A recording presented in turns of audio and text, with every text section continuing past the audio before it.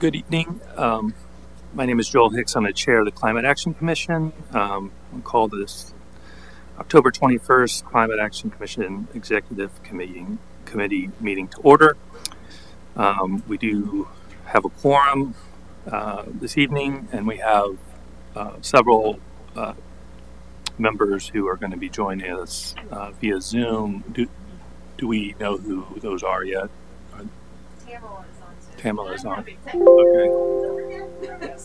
Okay. Okay.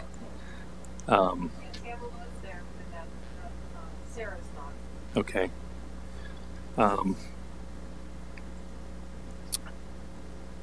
I will move to allow our commission members who could not attend in person to attend via Zoom. Do I have a second? That's been seconded by Mohammed Badisi. And any conversation on this item? All those in favor, say aye. Aye. All those opposed, the ayes have it. Welcome Sarah and Tamala to our meeting. And notice that one commission member, Deputy Mayor Sean Schultz, will not be joining us this evening. But as I mentioned, we do have a quorum, and the first action item, I make a motion to approve the September 16th, 2021 minutes. Is there a second? Second. That motion has been seconded by Tony Underwood. Any conversation? Any comments? Hearing none. All those in favor, say aye. Aye. Aye. All those opposed? The September 16th, 2021 minutes are approved. And thank you, Joyce, for doing such a great job on those minutes. I feel like I was back there every time I read them. So, is there anyone from the public joining us who would like to comment to the commission this evening? There is nobody here in Borough Hall. Is there anybody online? There are none. Very good. Okay. If they do choose to comment or ask a question, I am happy to pause whatever we're working on to address that person's question. Just really to inform the wider public, we have scheduled for mostly convenience sake, but we're calling a sustainability working group, which is really an information collection gathering to help us get informed about several potential projects that the borough will be working on. I would say most of these are associated with meeting one or more of our climate action plan objectives and goals. Some of them are I would call them sustainability goals that are outside that envelope, but again, with trying to minimize impact on borough staff and commission members, we are holding that information meeting at the hour before this. The three items we reviewed were our information collection and background collection on single-use plastics, which we have 4 students, 2 from Dickinson, 2 from Widener, all under the supervision of faculty members. Just to update folks, we have a draft ordinance submitted based on our requirements by the Widener students, and we have the final drafts of 2 surveys that are going to be useful to help inform us about what both residential and business entities in the borough see in terms of their potential barriers and concerns about single-use plastics. So this is an ongoing project that we actually are looking to continue on through at least the May timeframe, where council will take this up ostensibly at a May council workshop. So we're on schedule for all of those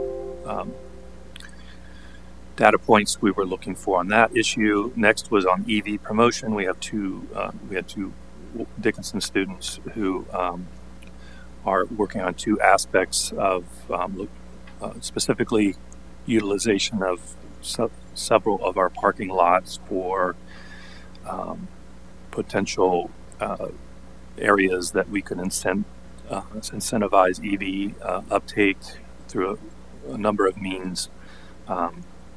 We'll be doing some data collection on those parking lots, and we had a member who was looking at taking and providing for the borough ways of comparing EV vehicle characteristics with their internal combustion engine counterparts, with the understanding that sometimes there's a lot of confusion as to what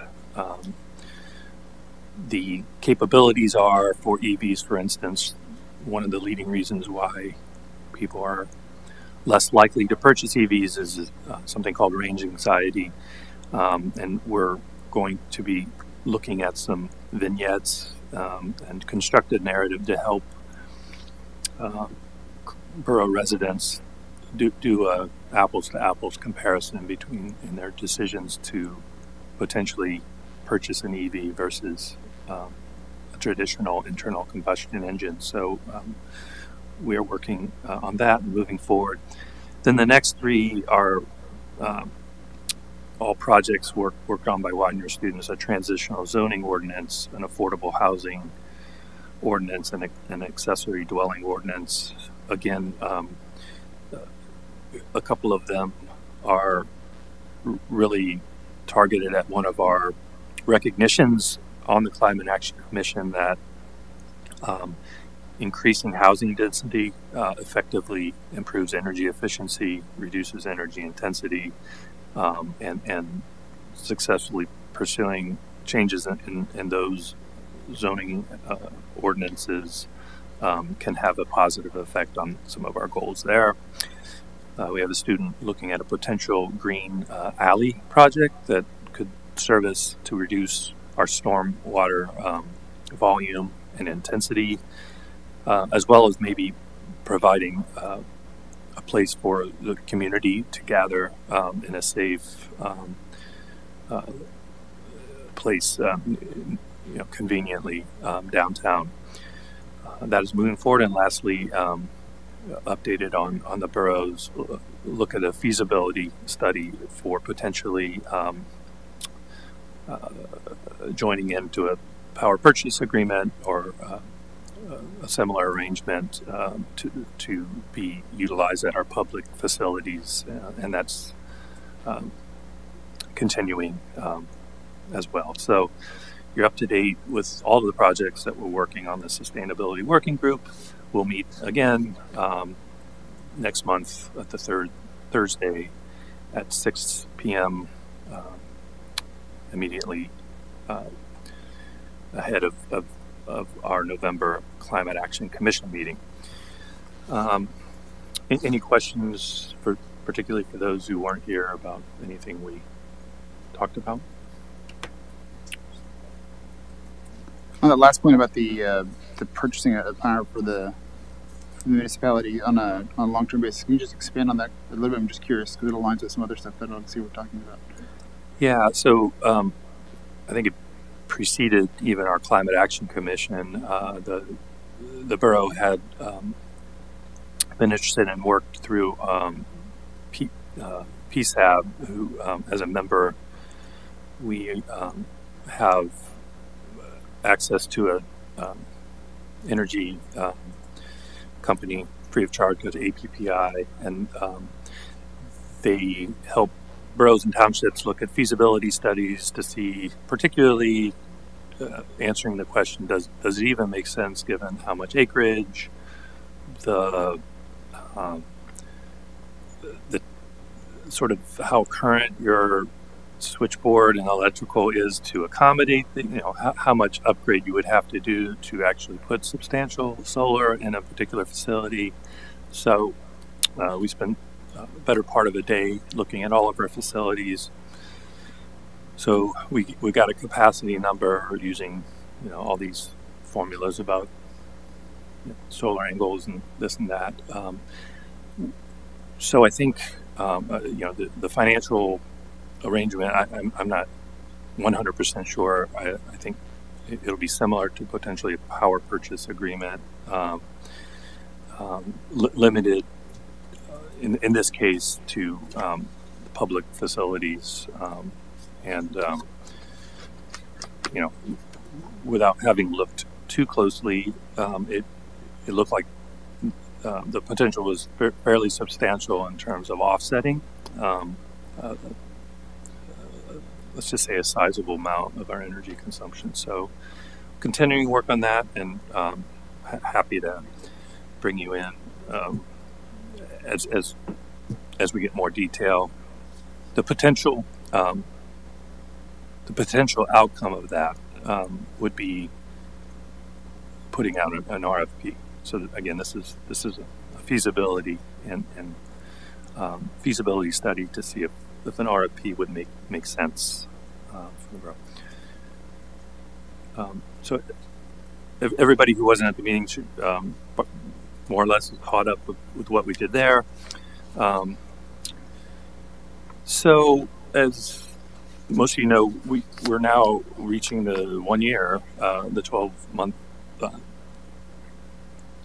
anniversary of the Climate Action Commission, and as we anticipated, we'll nearing the end of providing a climate action plan that council can approve, but also recognizing that the commission was likely going to be in need of a reorg, since obviously we won't be spending primarily our time writing a plan, and so in that vein, with that background, I put together some, at least an idea about how we could reorganize the commission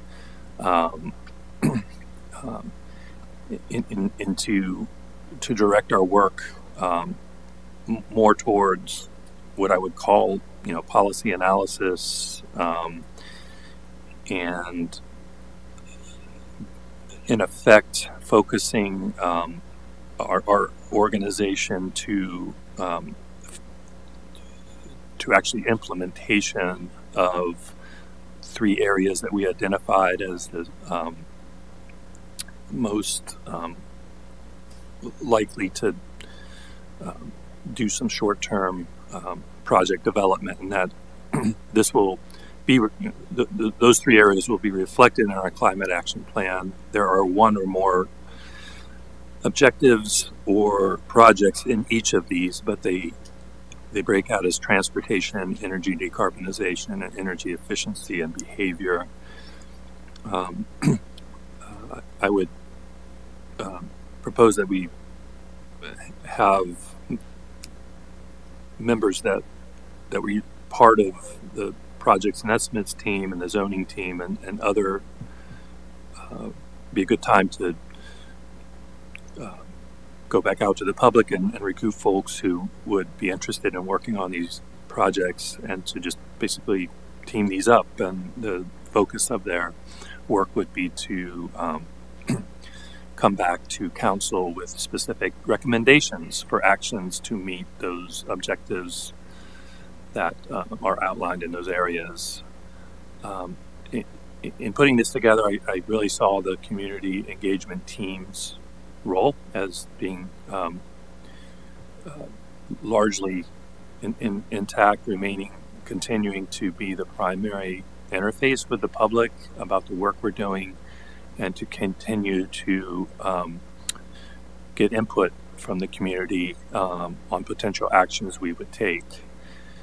And then the Pathways and Analytics team would continue to refine their estimates for the efficacy of the actions that I think at this point we would consider, at least in some cases, to be course in terms of their mitigation pathways, but I think monitoring and estimations is something that is worth continuing to refine, and I would submit that we have plenty to keep that team employed with, largely as it exists. And the executive committee would basically, I guess, effectively add in number one more person, since each task force lead would be a member, which would be a nice thing to get to an odd number on the team. It's always good to have an odd number of boards and commission members too. I actually think we do have an odd number. Joyce and I just tallied. Is that correct? Do we have an odd number now? I think we have 8. Do we have 8? Yeah. Okay. And so effectively, it would add one member to the executive committee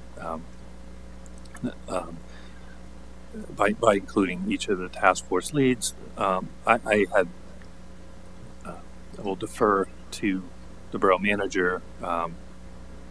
Perhaps this sustainable community and economic development director would be the appropriate representative. I didn't think I was going too far out in making that assumption.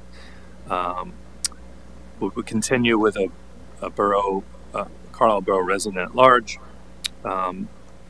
Duties would shift to development of policy analysis, including providing technical support to sustainable working group meetings,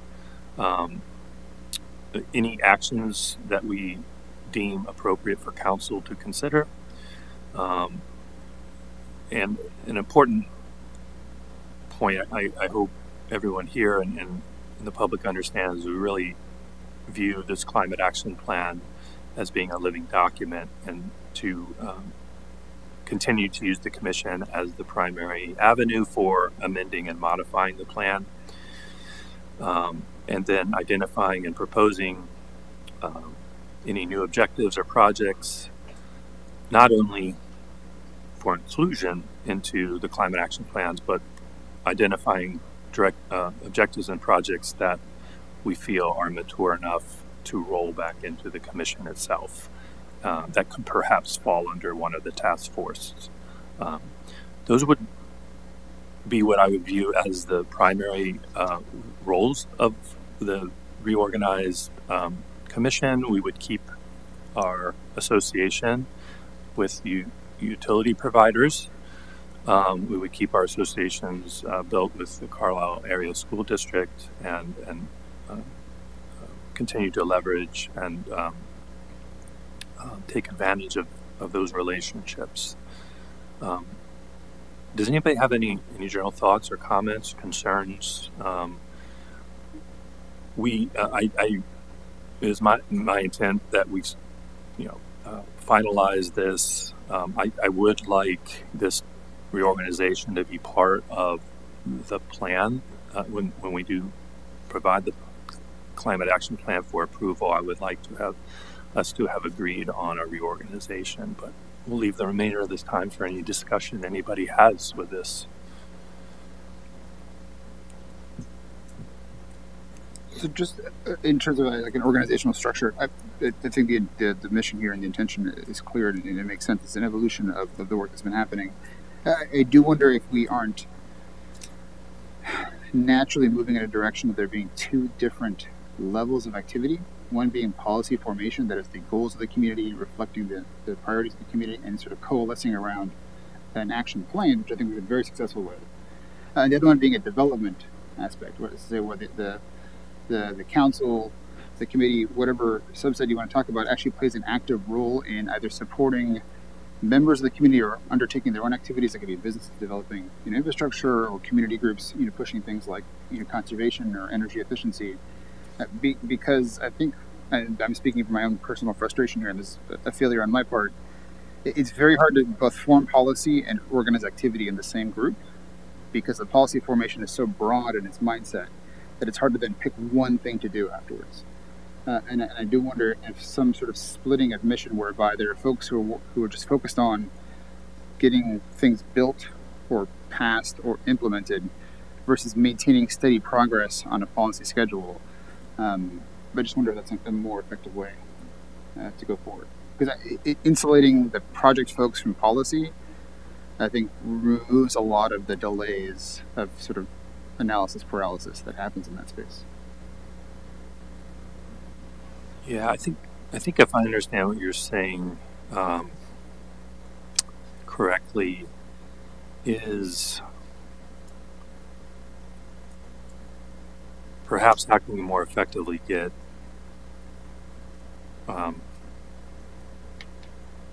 perhaps other members of council or of adjacent community where a cooperative project might make sense to get a little bit more top down guidance in policy development instead of a bottoms up.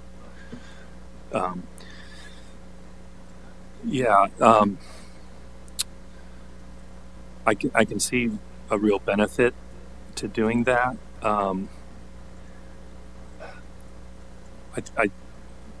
will defer to Susan to kind of get her thoughts in terms of how we might more constructively have what I think Mohammed is saying is driving some of the high level policy goals that really can't come from maybe a task force or a commission level. I don't know if did I echo what I think I heard you saying, or just one perspective on my part. Well, I guess what I'm thinking about this too.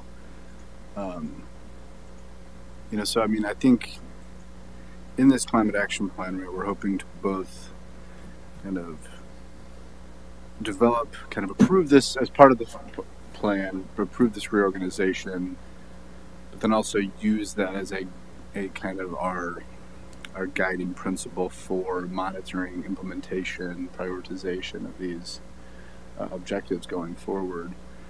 So I think I understand Mohammed in the sense that it can feel, what's the right word? I don't know, tautological, right? Like the commission decides, here's what we think is priority. So let's have the task force focus on these priorities.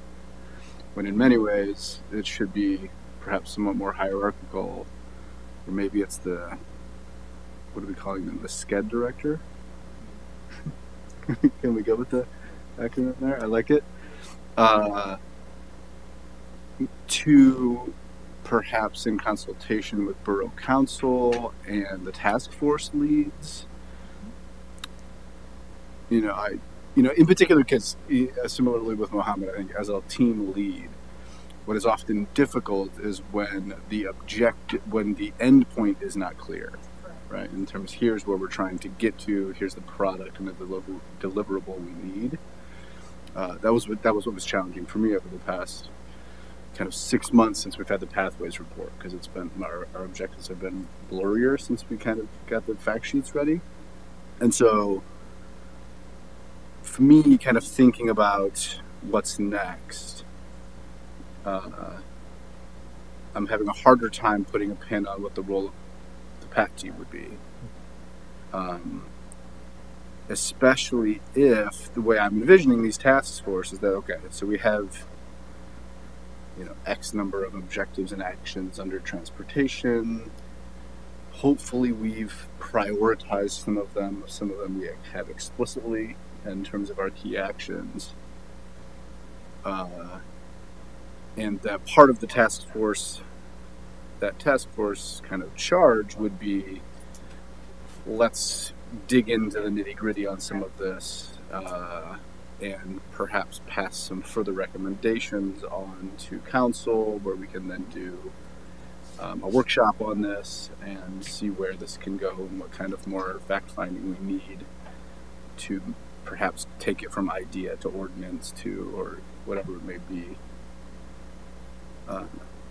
So I don't know. I mean, do you kind of, so is there, I worry about the task force themselves trying to come up with the priorities rather than the other way around.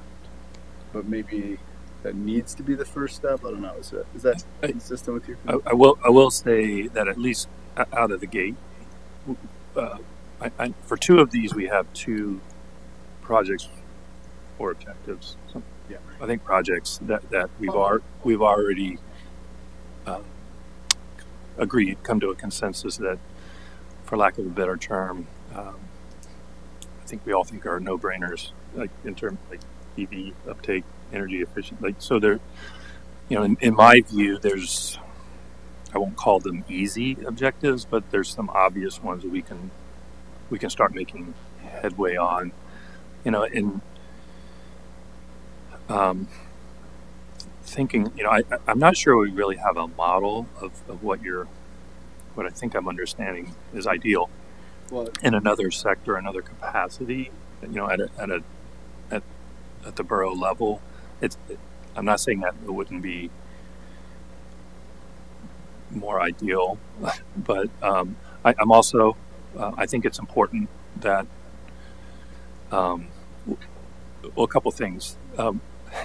We're getting a director who's doing this as a primary duty, and whoever that is coming with a lot of skills, a lot of ideas, and as I look forward to heavily influencing our thinking on this. The other thing is,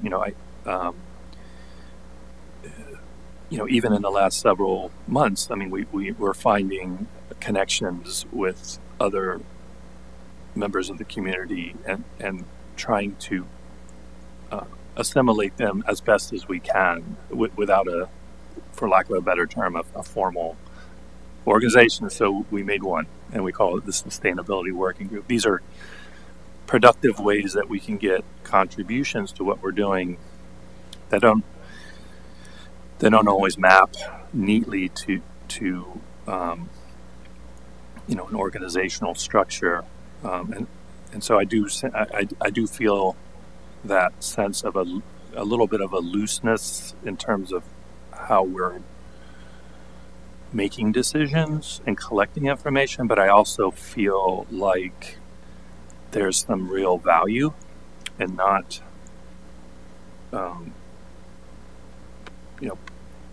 limiting the inputs and cooperation we get from stakeholders that literally sort of come to us and say, hey, I look at the work you're doing, we want to help, how can we help? And go ahead. Yeah. And I just want to endorse what you're saying, because I will tell you again, I think what this commission has done very, very well, and I take no credit for it because I played almost no role, is building credibility and trust with the community that this is a conversation worth having, soliciting the input, reflecting it in the pathways that we produce. And so I think we have a layer of community interaction which is precious and has to be sustained in terms of that trust building. And I'm with you 100%. I'm actually suggesting that we insulate that from the actual, say, project planning, because you need you need consistent representation of the community to have the credibility to set a pathway, because then we're all going in the same direction together. You don't need all the same people to plan a project, because you see, if you're going to plan an EV project, you need somebody who knows transportation, somebody who knows electricity, somebody who knows the finance, somebody who knows sort of the infrastructure issues, maybe one or two community members. But I would hate to see us burden, or if anything, misdirect all that trust at the policy level towards the implementation level, because those should be smaller teams, and if anything, they should be simpler. And it will gunk up the work somewhat to try and have the same sort of broad consensus that we've done at that other level so well at that project level. And that's sort of what I'm just saying in terms of structure. Maybe there's a subset here, there's a third level. And each one of these has an operational level that doesn't involve everyone. But of course, everything's still signed off and sort of endorsed all the way up the chain. I don't mean to suggest these folks are independent and they do whatever they want, but there's just something structural that I think would help a lot. And so we don't lose that credibility that's sort of very precious sort of perception optics that we developed. Yeah, a lot of that makes sense. I will, this looks like a very, very flat organization. When in fact, I see a lot of the work the community engagement team is not in fact detached rigidly away from what the task force is doing.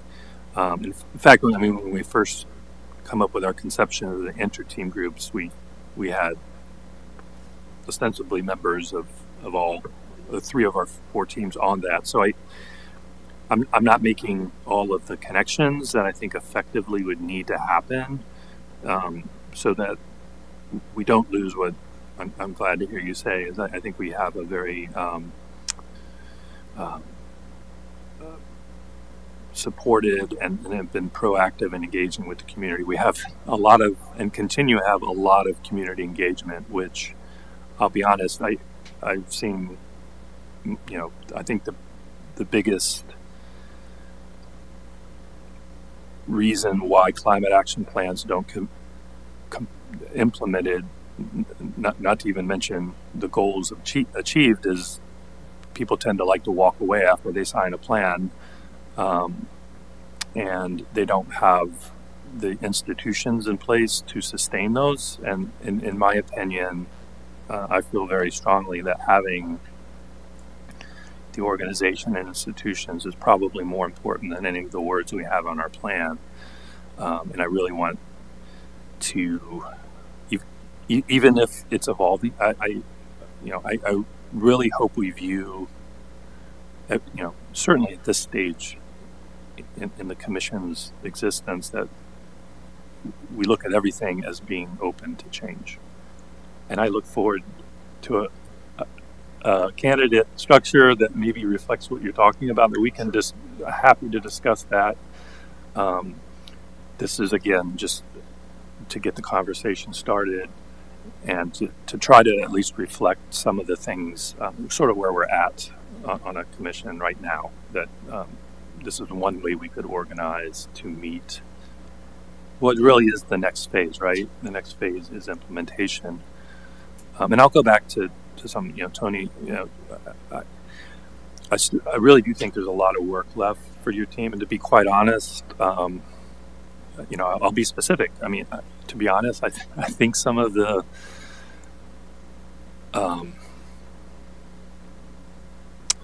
parametrics or modeling that the ClearPath tool does for particularly transportation, I think with a little bit of effort, we can actually come up with a better way of assessing.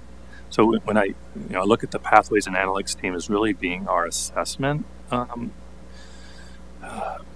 advisors, in addition to kind of refining those glide paths. Those are the 2 big things. Is the ClearPath tool, terrible? No. But I think we could all agree that with a little bit of planning, and because transportation is such a huge part of our profile, I would challenge the team to see if we could come up with better ways of actually assessing, the blend, the types of vehicles, and some ways that we could effectively get a better sense of how well that transition's happening. That's just anecdotal, but that's sort of where I think there's a unique and important. And maybe we change the name. Maybe we change. Maybe we call it closer to an assessments team or something. Again, I'm inviting your thoughts on that, and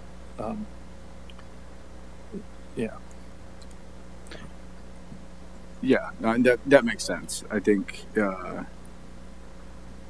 if there are particular things we want to measure more effectively, so that we can determine if and how we are beginning to, follow the pathway we intended to follow, right? That I think is fine, and that may mean that we need to go outside of the ClearPath Yes. software, do some of our own modeling. I think that's fine. Absolutely good. I'm glad you said that. ClearPath is great. It's a great macro tool. There's nothing that prevents us to coming up with our own self-assessment for any of our objectives. We should not feel compelled to rely on ClearPath to be the scoreboard. It is a great start. It's a great tool to continue to use at a macro level, but I would challenge us to think creatively about how we are assessing progress in new and creative ways. Even at a it can be at a sub level, it could be at a street level, it could be at a block level. I would really advocate for getting more precision in maybe a smaller area. I think that's a great way of assessing progress. So things to think about. Again, so we'll take this up again at the next. Well, we may discuss this at the next meeting, but that kind of gets to the next topic. I know it was our goal. I think it's pretty clear to me that we've through combination of coming back to normal life after a pandemic and the necessities of everybody doing a little bit more than they were used to doing, that we're not going to meet our a target of briefing council at their November workshop. I will make sure that council is aware of that. We may have a formal acknowledgement that we'll delay this for another month, but I think to make sure we have everyone's input and it's give us time to review that we're all satisfied with. I'm going to recommend that we put this on the agenda for the December workshop, meaning that we will need to work in November for the final plan. I will ask that everybody provide their inputs no later than 15 November, so that we have time to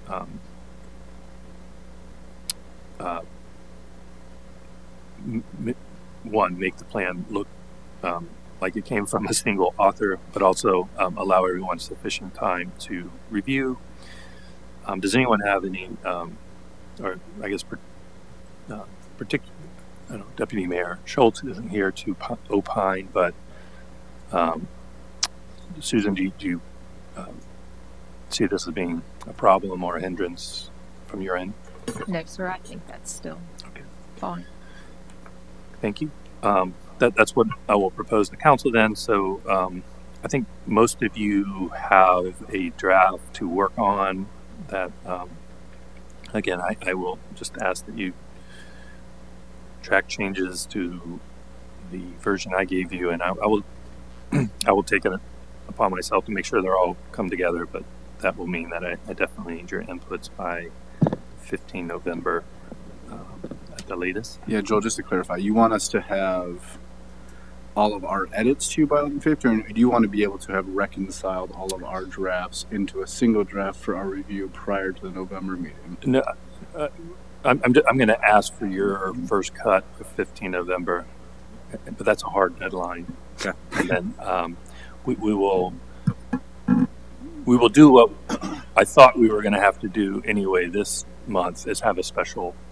We're going to have a special session where we make the final approval. Mr. Hicks. Yes. Sarah is on Zoom and she has Yeah. raised her hand. Oh, She'd like to speak. I'm sorry. I can't see anybody's boxes, Sarah. Hi, Sarah. I hope you're feeling better. Yes, ma'am. Floor is yours. Hi. Sorry, I just had a quick question. Sorry, I think my internet's a bit slow. I just wanted to ask, in terms of a public comment period, do you think that there is still time for that, to allow for that? Even if we have our edits? Well, yeah, well, For 15? we have to. I think we had viewed the period between the workshop and the council meeting to be the public comment period. That's not a long time. That's 8 days normally. If you think it needs to be longer, then we need to move our schedule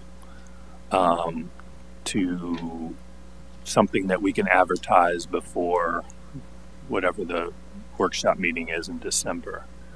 What do you think is sufficient time?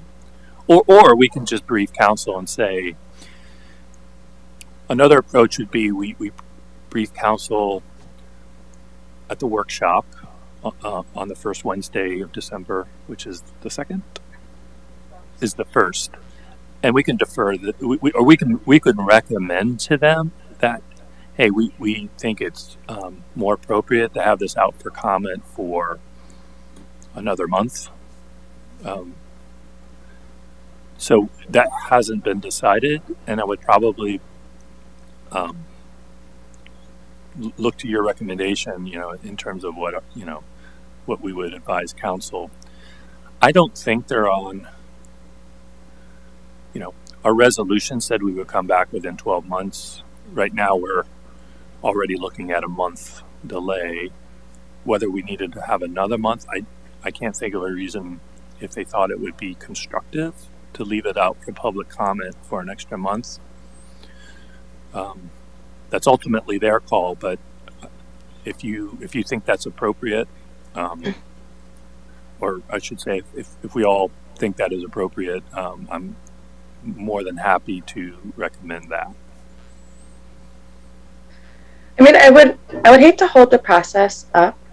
I think by the same token, I think it would be nice for the public to have some time with the document, because I anticipate that it will be long. Yeah. That might take people some time to, read through it.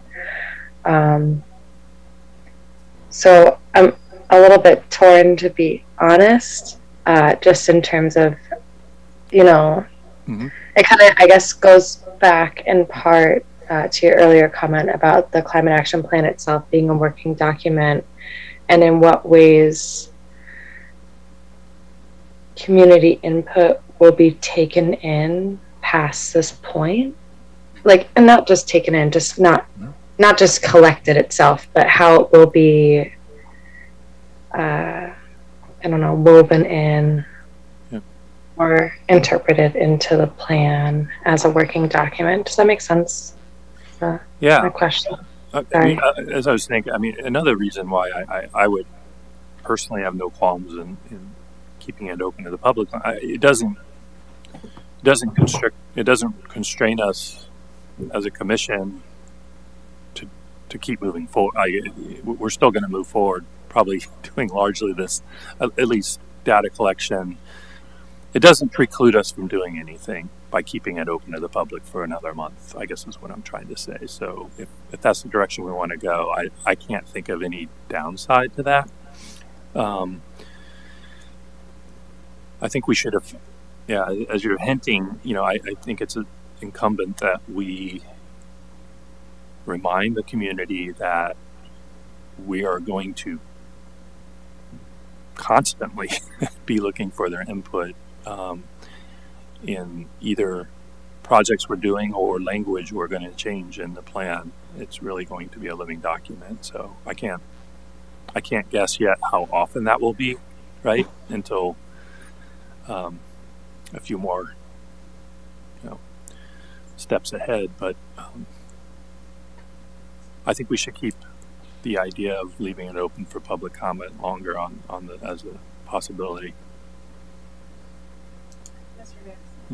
And actually, sorry, can I ask one more question? You can. Just quickly. Yeah. In terms of getting the plan out to the public, are we considering using Engaged, the Citizen Lab, or will that be... I see a head nodding from... Okay. We have it on our Alright. page, we put it together. It's just a many places. Okay. Yeah, that was going to be my question. That. Have we thought all about how we get those public comments? Do we just do they have to submit them to a particular place? Do we develop a brief survey for them to fill out? Do we, public comments periods are ambiguous, right? I feel like in policy making, sometimes it's just, here's this PDF, let us know what you think.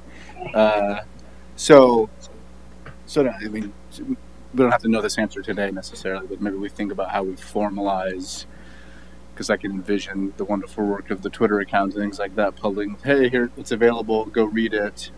But then what, right? Like, do we want a quick, just open-ended survey? Do we want targeted questions?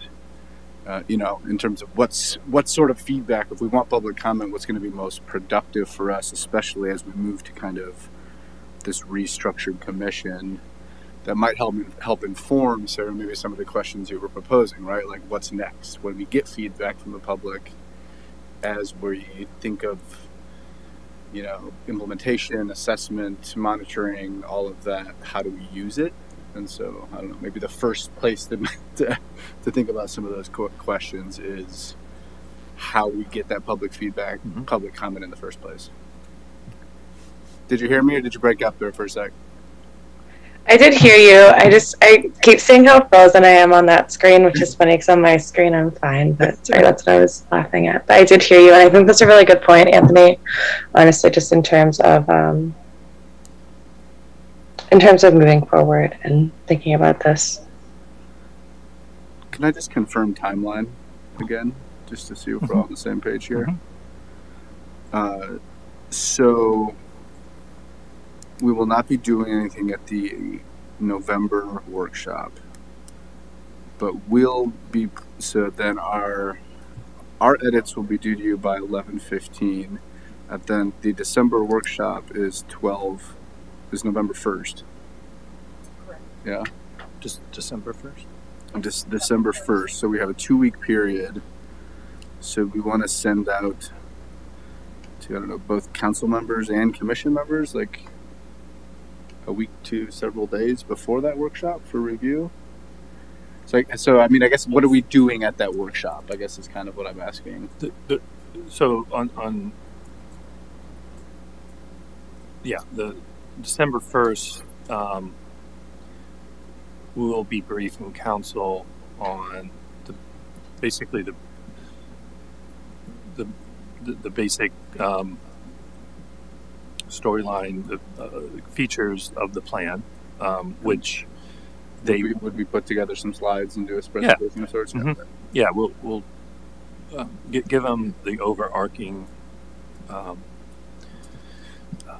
outline of the plan. We'll leave it for them to personally review, which they will probably want to do. They may have some follow-up questions for us, and then subsequent to us sort of responding to that, they will decide, if it's time to make it available to the public for comment, and then eventually they'll decide when it's appropriate to vote for an approval of that. Now, looking towards our schedule, as I look again, I thought it was another week. So the 18th is our next. Thursday, the 18th is our next, which does not give me enough time to get a draft. That's what I was thinking. To get all of your comments as well crafted and superior as I'm sure they will be. I will ask all of the leads to have their inputs to me the week before, which would be the 11th. So I need. With the threat dangling that I will write I will not write your sections, but we really do need to have something for me to give me a week to put your inputs together, so that when we meet on the 18th of November, which will be a discussion that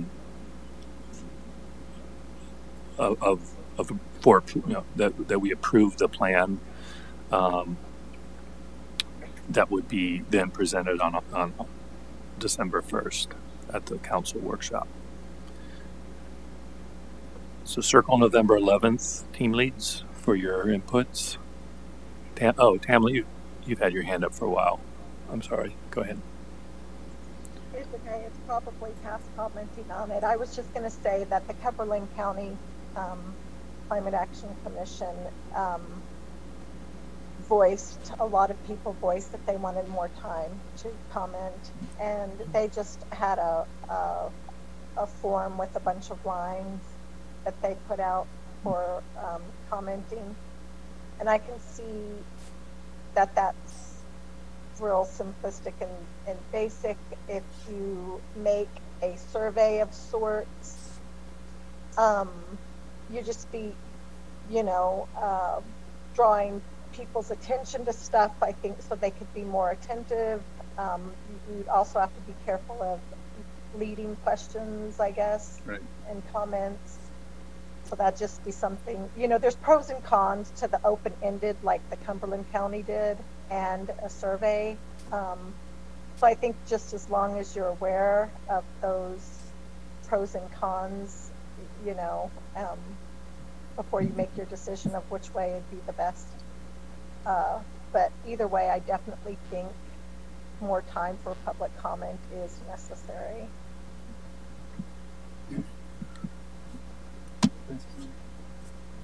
Yeah, go ahead, Mom. Just to pass along an anecdotal story that may be helpful with this process too. So I think it's worth noting that we should anticipate a significant amount of pushback from the public during the commentary period. I've, as part of my work with Penn State, I've sat in on about 25 borough council meetings over the last 2 months, mostly debating the solar ordinances, but some of them were climate action plan related, something similar to the climate action plan related as well. And what I've seen consistently is that the group that prepares the plan, like our working group, tends to be self-selected, pre-oriented towards supporting the concept. But once word gets out, and there's a more broad conversation within the community, I think we're going to have to anticipate, prepare for, and have coherent responses to significantly critical feedback as opposed to constructive feedback, which we've been getting for the most part. And so I say that so that the timeline is less about more time or less time, but more about being prepared for what has to happen during that time, which is to field that feedback, process it, give it the weight that it's due, and respond to it in a meaningful manner. I think that's really what the schedule should be, and less about having a longer or shorter period. I think it's the what we have to expect to get done during that period that may have to drive the calendar. And I'd love to see us buck the trend, and I'd love for us to be sort of more naturally oriented and accepting of this, but that's just not what I've seen in other communities of similar profiles to our own.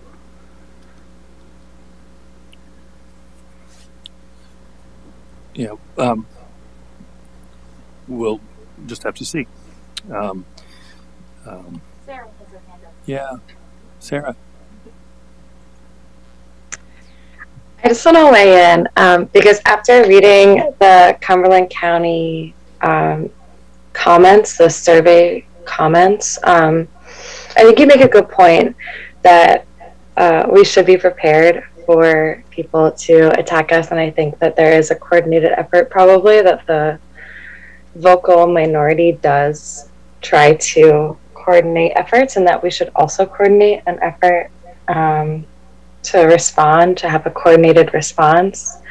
But I think that also does give us an opportunity, right? And I did try to include that in the community values at least a little bit, at least with the first one in regards to cost, which I actually think I already have decided, well, not have decided, but I think maybe a better name would be affordability, or just keeping / improving our standard of living.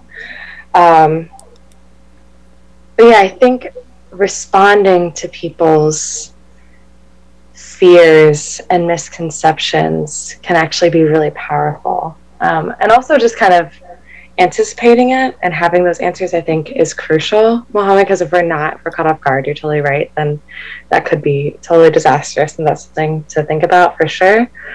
But I think that could also play to our I don't want to say play to our advantage, I guess, but I don't know. I think that gives us an opportunity to kind of combat some of the really common misconceptions regarding climate change, climate action, sustainability, and environmental issues, broadly speaking, and even some of like the adjacent issues as well. You know, in terms of like environmental racism, and then attaching that to structural racism or structural oppression in general.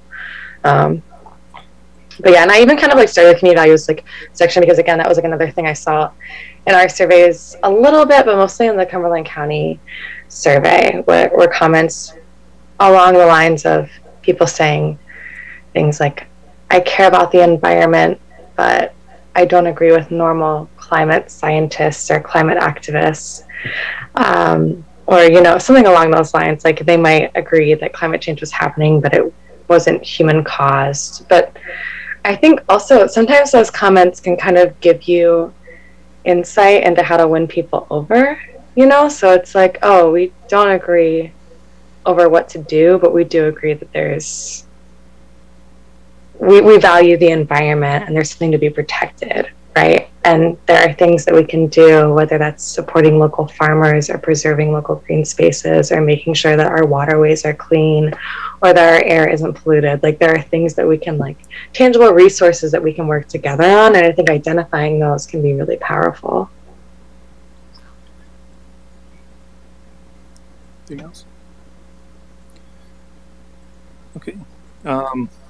So I will get look forward to getting comments from everybody by November 11th.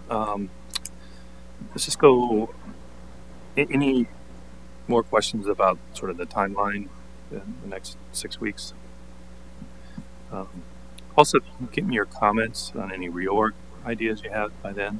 That would be appreciated too. Also, yeah, and so I guess just to clarify, we'll have the workshop on December 1st. Mm-hmm. Then, depending on feedback from council, then it would be up to the borough to when to put it on their agenda for approval. Mm-hmm. Yeah, and my intent, depending on how long our public comment period is. So the public comment period will begin December 1st. Correct, and my intent is as public comment is out that we continue to convene, and in fact they council can approve of the reorg, and we will, my plan is to continue to move forward, contingent on feedback, and continue to pursue the goals we have for the next year. Does that mean we'd have a meeting December 16th? Mm-hmm. It does. Yep.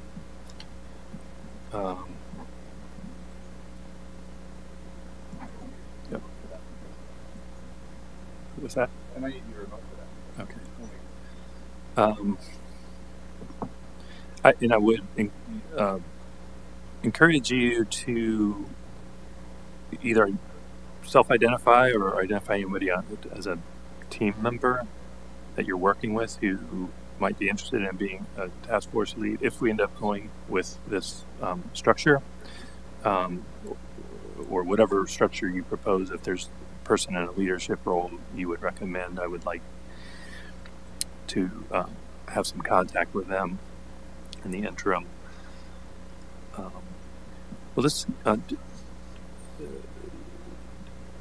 Would it be useful to go around and get team lead updates? We can. Sarah, do you have any updates for the commission? I sent you the community values. If you'd like, I can share them. I don't know if it's possible for me to share my screen, but I can share those right now if that's helpful. Or I can share those via email too, if that's better. Do you have like a one page or values and criteria? Yeah, if it's easy, there we go. Yeah. So there's a little introductory sentence there. I can try to make this larger too. I don't know if that increased it or not.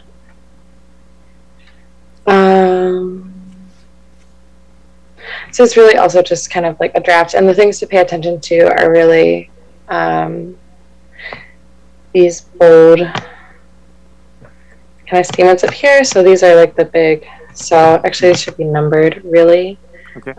So number 1 would be affordability, keeping and improving our standard of living. I'm not cemented on that. It was initially cost, but again, I'm not totally, these are not set in stone, I guess that's what I'm trying to say. Number 2 would be equity and inclusivity. Sorry, I'm kind of scrolling through these. I guess I can read this out loud if that's helpful too. Local economy is number 3. Just looking at our strengths, and also just clearly, I think these 3, well, there's 4 in total. History and preservation is number 4, but I think these 4 really outline the 4 categorical values that kind of, I don't know, come immediately to my mind. And also just in reviewing the different documents and resources that we had available. So not just the community engagement survey, but also just looking at even our responses to the grant, like the call for grants, the grant applications that we got, looking at the Heart and Soul project from 2017 within the Greater Carlisle project, looking at the Carlisle Comprehensive Plan and the comments on that, looking at the comments and the responses specifically from Carlisle residents to the Cumberland County Climate Action Survey. That's what informed this, but then also just observations within Carlisle. So under local economy, the Carlisle Strong initiative during the pandemic is mentioned, talking about during uncertain and challenging times, how this community comes together. There's numerous examples, almost countless, genuinely, of our community coming together. But there is this very large focus on small businesses. I think one of the best ways to sum it up is actually from the Greater Carlisle's Heart and Soul project, is in terms of Carlisle having this small town feel, but having a lot of diversity, having inclusivity, having a diversity of restaurants, businesses in town, just having a really strong connection to its history, being able to offer so much, but having such a uniqueness and still being a small town that's connected to so many farmlands, green spaces, trails, the Latart Trail and Spring, and also just like the history in this area, of course, from Molly Pitcher, her grave to the Molly Pitcher Brewing Company. You have the 1794 Whiskey Rebellion, the Cumberland County Historical Society, which has worked really closely with Dickinson and has worked on its own to preserve the history of the county. But Carlisle itself is really dedicated to that. And also even just looking at the sustainability connections within those 4, right? So preserving historic buildings is generally more sustainable, or almost always more sustainable than creating new buildings, like knocking down your old buildings and creating new buildings. Sarah? So, yeah. Could most of those make pretty clear sense, or that at the high level. The one local economy as a that might deserve a little bit more. I'm not sure I know what that means. I mean, if we could have a header that's maybe more descriptive of what you're talking about there, maybe if it's in the words, kind of rolling those up. The others make a little bit more intuitive sense. Maybe like supporting local economy, or well, I hope we're doing that with being cautious. Like, I don't know if you're trying to say focus on small business, like is. Well, I think it's more like that. Like small businesses are at the heart of Carlisle in a way, right? Like you think of, like I think again, like the Carlisle PA Strong fundraiser, right? It was like a really good example because they were like fundraising from the Carlisle community to provide gift cards to restaurants and then giving those meals away, or providing care packages, or hand sanitizer, hand masks, different things. I think you see a lot of that within Carlisle. I think you see a lot of kind of like local resiliency. So maybe like local resiliency is like a more appropriate term. And I'm happy to, talk with you after this too about a more descriptive header, because I'm happy to work towards that. But not mine. Adaptation and resiliency is sort of a that's going to be an area that's follow on. Right now, our plan is really focused on mitigation, and I think we do need to evolve into developing a climate adaptation and resiliency plan. But I mean, just so we could, I think we have getting really close to a values section that we could use as criteria as we develop policy analyses. But I would encourage to maybe look at the local economy section and look at it in the lens of does it help will it help somebody trying to come up with an alternative among many options, help them be more selective in what they actually choose.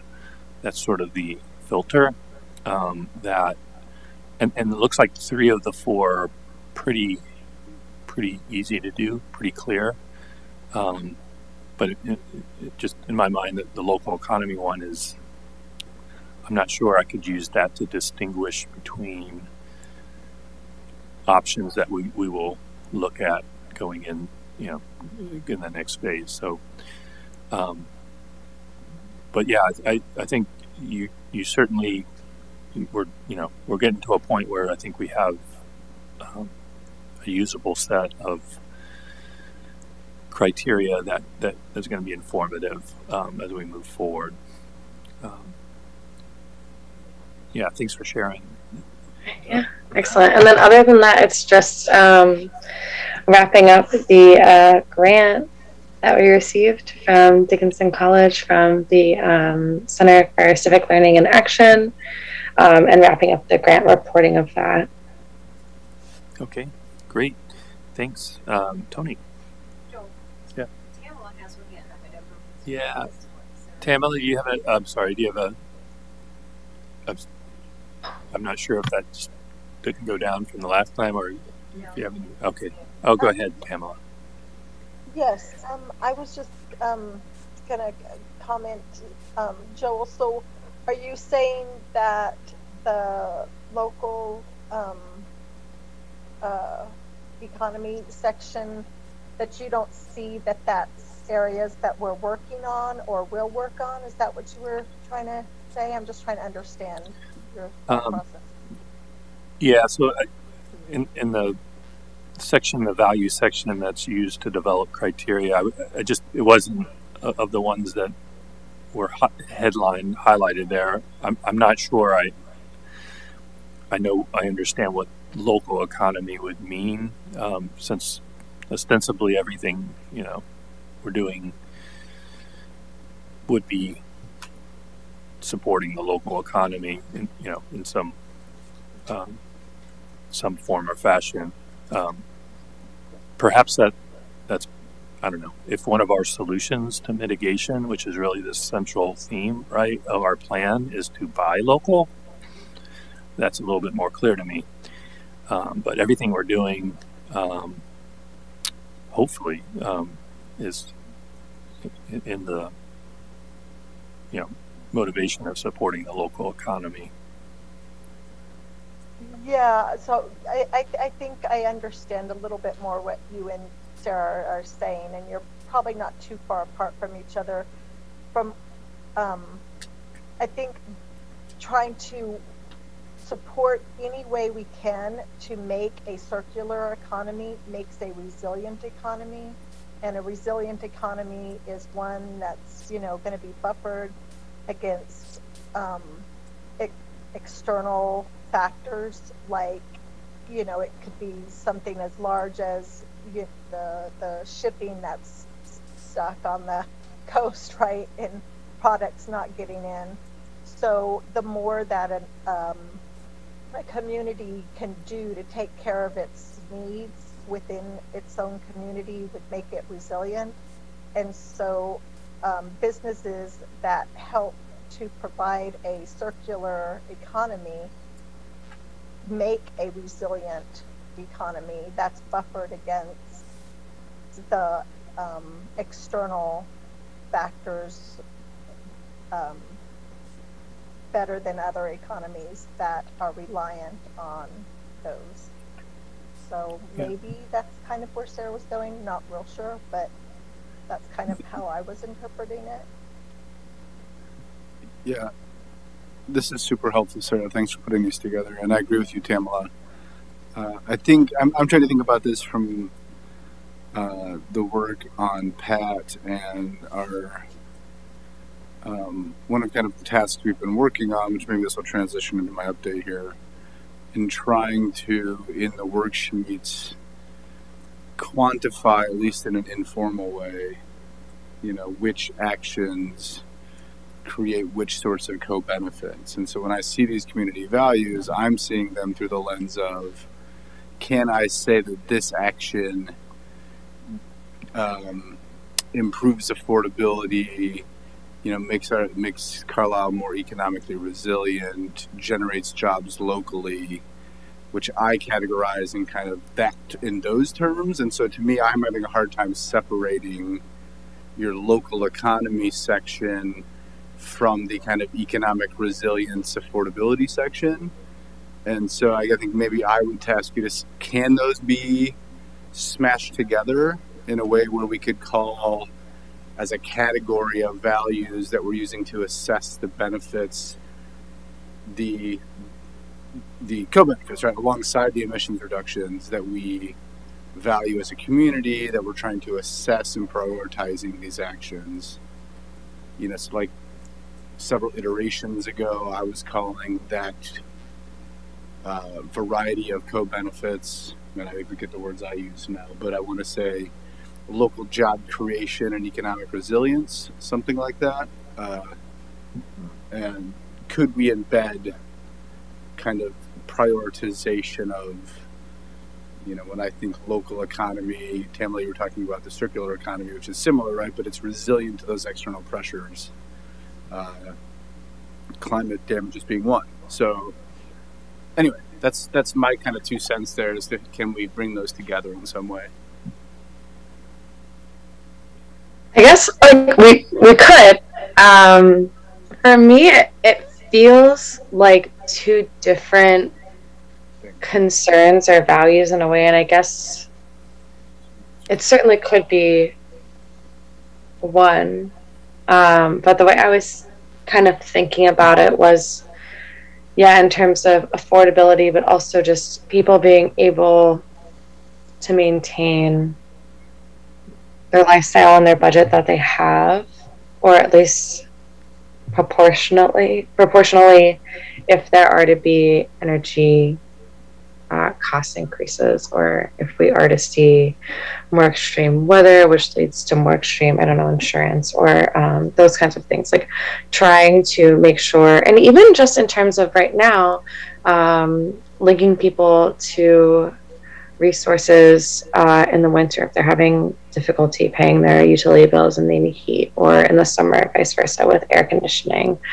Even those kinds of, like, prioritizing those kinds of programs, or keeping those kinds of things in mind, like keeping life-saving, energy-related costs, but also just like, utilities accessible to most of the population, or all of the population.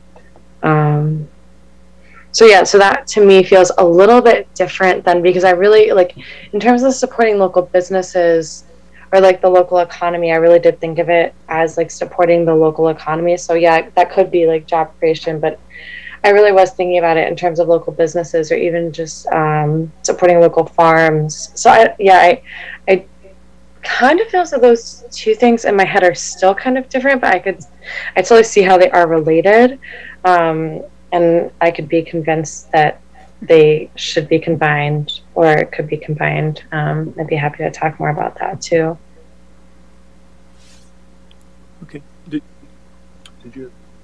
Oh, You want to do? Yeah. no, yeah. The rest of your In terms of just my team update, that's all we're working on. We're working on Chapter 3 draft, trying to pull over as much as we can from the fact sheets, in particular to think about how we can try to summarize some of the objectives in at least these qualitative ways to assess which have the biggest emissions reduction potential, which have the largest co-benefits, and along which dimensions, based on some of the work we've done in the fact sheets already. So just transitioning that still. Thanks, Tony. Carla? We're working on chapters 5, 6. Yes, we're working on chapters 5, 6, 7, and 9 to make some recommendations for zoning and the saldo changes that would support the goals. Also, as Sarah was talking about the community and the values, if you look at the 2019 comp plan, there's a lot of information in there about community values and goals, and you can really easily tie all of these climate actions to the goals of the comp plan. And I think it's important when you go before the public and start talking about, these things that you're doing, you already have an adopted comp plan that everybody is good with, and say, okay, well, we're doing this climate action plan because it's actually, an activity that we can do that supports these goals that we've made, before 2019. So I think that I'd like to look at what Sarah is doing and kind of see how that loops into the comp plan. And I think maybe in the executive summary, Joel, if there is one, that it might be good to talk a little bit about that. I'd be happy to draft something for you if you want. Okay. Good suggestion. Thanks, Carl. Is there anything else? No, not really. Good idea. Mohammed? Yeah, not too much to report other than things are just sort of chugging along. We haven't gotten as much feedback on the project side as we had hoped for. So we've been a little more proactive in actually going out and talking to sort of peer communities and trying to draw on as many examples of what's actually getting done, what's actually getting built, what's getting changed on the ground elsewhere. On that side, it's been nice. For example, had a conversation and got a walkthrough of the recent solar facility that just came online in Chambersburg. Have seen some examples of solar car parks, composting facilities. Shucks, there's another one that was on the list that's failing me right now. But so we've sort of gotten a sense of what's actually getting done out there in the sense that it's probably feasible and realistic for us as well, but not much to report beyond that.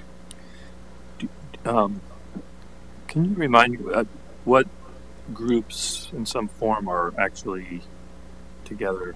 So it's just the three we talked about before. There's the energy one, which I'm heading up. There's the municipal facilities, and then there's the electric vehicle, vehicle electrification and electric vehicle support. Do you have anything from those groups that will sounds like might be the building blocks of the reorg, but that would be worth rolling into the plan? Oh, sure. I just sort of assumed that their work would continue, but the answer is absolutely yes. What's the best way of sharing sort of what you guys have done? I could just summarize it all in a document if you want. Yeah, sort of download. I mean, the more you could break them into the projects, the easier it'll be to see where they absolutely fit. Basically, what we're providing, in addition to answering the basic question of how do we meet the overarching goal of reducing greenhouse gases by 80% by 2050, is a snapshot. It's a snapshot of where we're at. So I want to make sure we don't lose any data, that marks the time of where we were in the fall of 2021. So, can you give me that information like by the 11th or whatever you have? So. I was thinking Monday, but yes. Okay, that would be, problem. Yeah, that'd be great. And I just want to emphasize this again. It's a little tangential, but just point out that everything we've seen out there gives the impression that there is a very timely opportunity right now with a significant amount of social capital funds, Pennsylvania state funds, federal funds, and other sources that are seeking opportunities. I mean, there's a genuine oversupply. It's a rare thing in the market, but there's an oversupply of money and an undersupply of good projects. We hear that from every single funder. And so, not just that work is easy and it would be easier for us to develop a viable project, but I think if the really nice bright light at the end of this tunnel is that if we do our job well, there's a healthy market out there for that type of opportunity. Yeah, I tend to agree. Anybody else? If not, our next meeting is November 18th at 7 p.m. It'll be preceded by the Sustainability Working Group meeting at 6 p.m. If there are no other comments, the meeting is adjourned. Thank you.